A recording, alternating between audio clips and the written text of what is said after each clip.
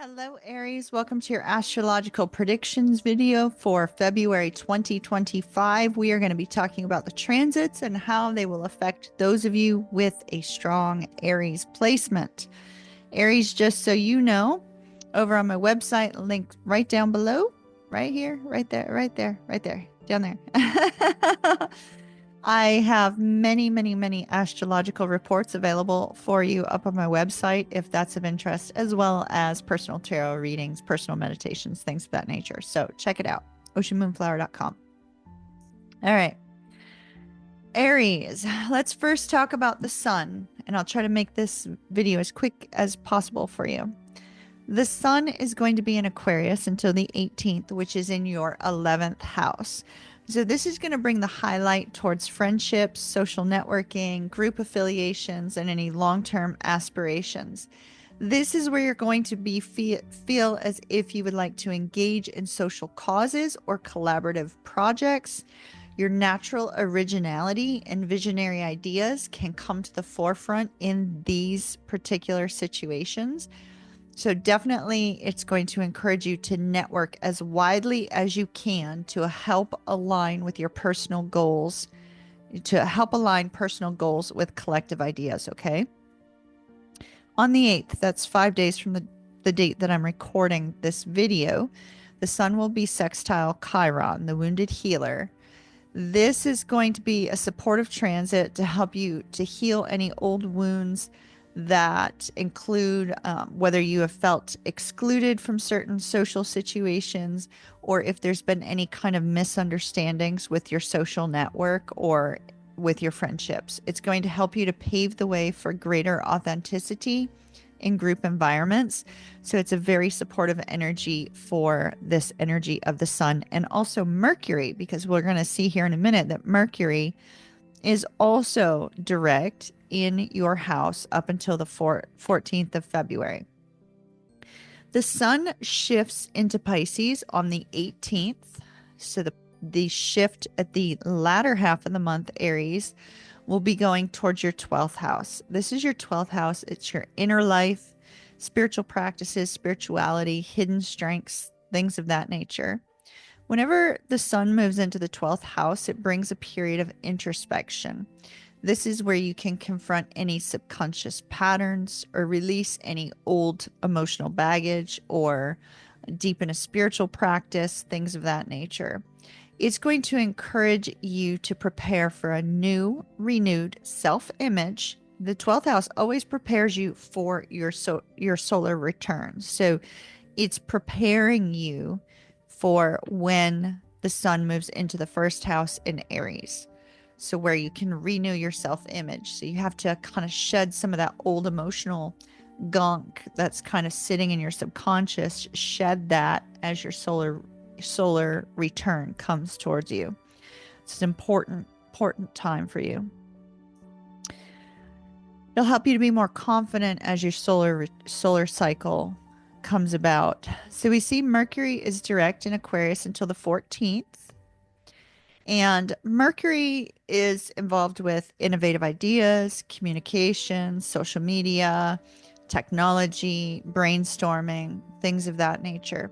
Since we have so much focus on your social house, your social circle here in the 11th house, it's going to help you to brainstorm with friends and networks or brainstorm on creative ideas of collaboration with friends and group environments. So this is a fantastic opportunity for you to work with others.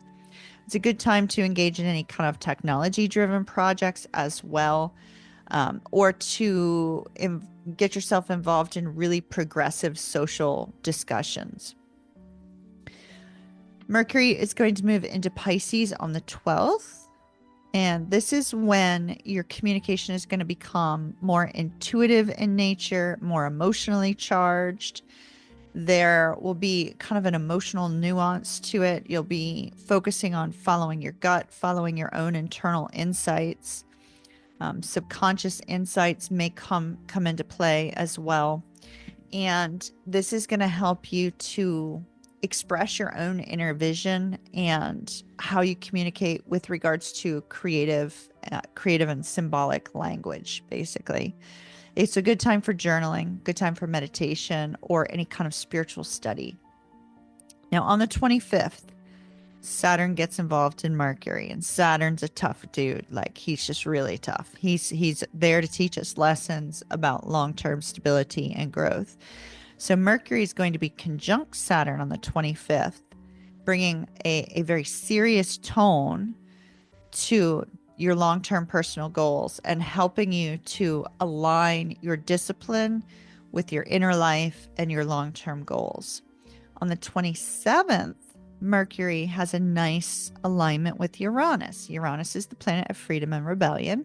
So this could spark a sudden kind of innovative idea on how to express any kind of hidden talents you have, or how to address any deep-seated issues that you might be carrying around. Now, Venus is moving into your sign tomorrow, the 4th of February, and it will remain there for the rest of the month. So this is moving into your first house of self and identity.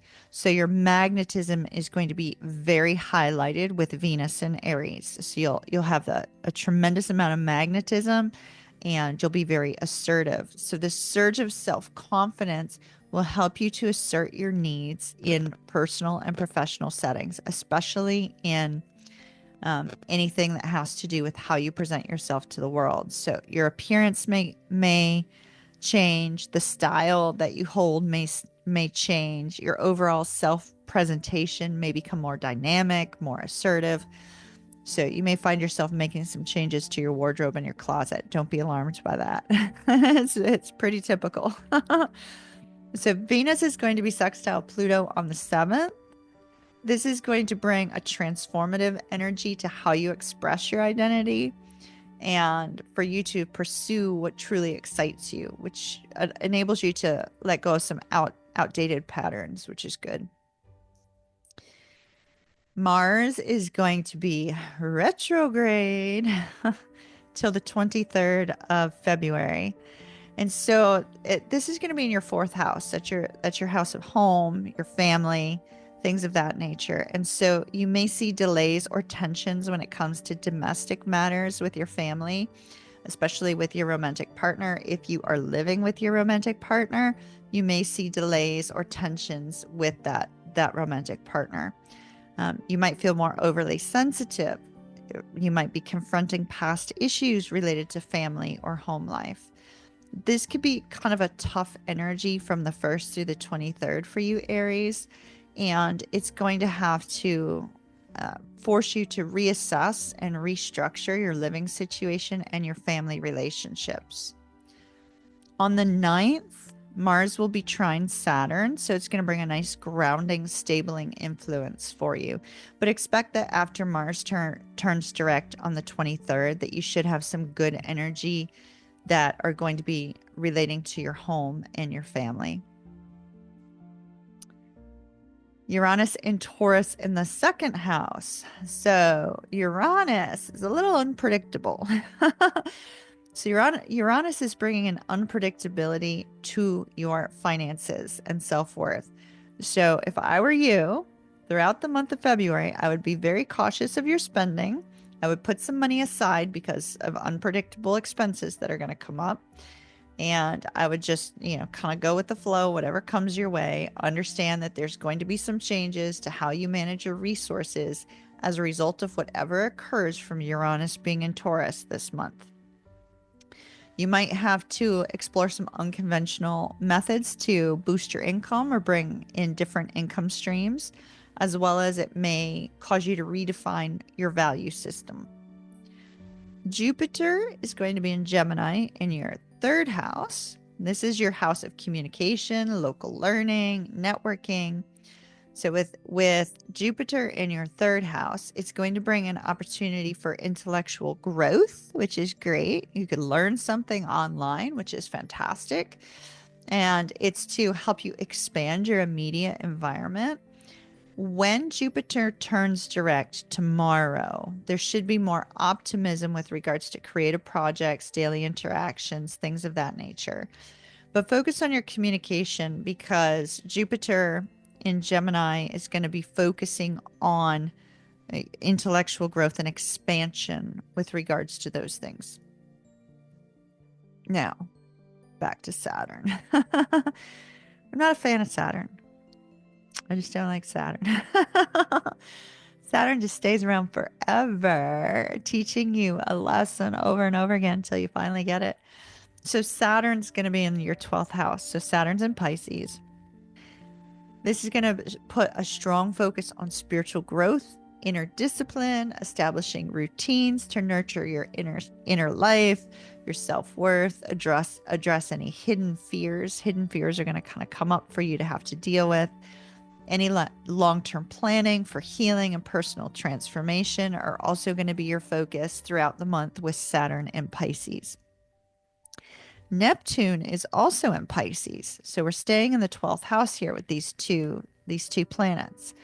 And Neptune is going to deepen that intuitive and spiritual insight side of things, but it can blur some boundaries with regards to your personal time and time with others, and with how you view things and how you interact with other people and what you feel internally based on what other people are kind of placing on you. So be aware that there's going to be shall we say, an enhanced sensitivity to these energies, and that there is also the good part about that is that it gives you the opportunity for more artistic expression. But the difficult part of it is it may interfere with your interactions with other people. You may actually attempt to avoid people and go into an escapism route while you're exploring these inner realms of what's going on up here. And so it's going to be important for you to try to stay grounded. Pluto is going to be in Aquarius in your 11th house. So we go back to social networks and how you express yourself in groups. So this could bring some challenging shifts into your friendships and ambitions. Keep that in mind. It will help you to let go of any outdated social roles. Let go of anybody toxic as well. So it'll help you kind of clear out the riffraff, you know.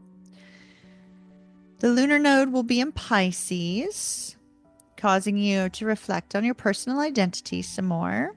And then two other energies we spoke about in January, Lilith in Libra and Chiron in Aries. Both are challenging energies. They remain throughout the time frame of February. Lilith brings challenges to how you express yourself, your authentic voice, and asserting your needs in one-on-one relationships. Whereas Chiron is going to be highlighting healing opportunities related to self-identity and personal assertiveness. So it could cause you to have to address some wounds with regards to personal empowerment. The full moon is going to be in Leo in your 5th house. This is great because it's going to be in Leo on your 5th house on the 12th. Increase libido for Valentine's Day. Be safe, all that good stuff. But it's also going to increase your creativity, your romance, your self-expression. You may have some revelations about these areas of your life. There could be a new romantic interest that pops into the picture, or you may grow closer to the one that you're coupled up with if you're coupled up. And it's a powerful time for you to showcase any of your talents and let your inner light shine. So really embrace this full moon energy in Leo. It's going to be positive for you, Aries. I like it. Now, the new moon is going to be in Pisces at the very tail end of the month. So we return to your 1st house. It's preparing you for well, let me say this, not your 1st house. We return to your 12th house to prepare you for your 1st house.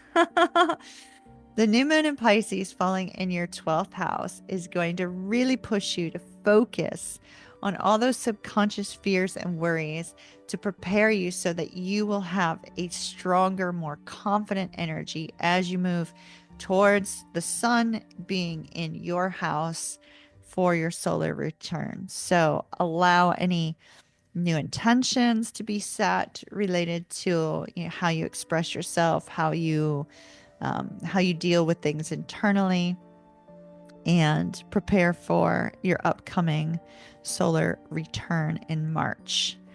All right, my dearest Aries, mahalo nui loa, love and light, kiss, kiss, mwah, and I shall talk to you again soon. Ta-ta for now.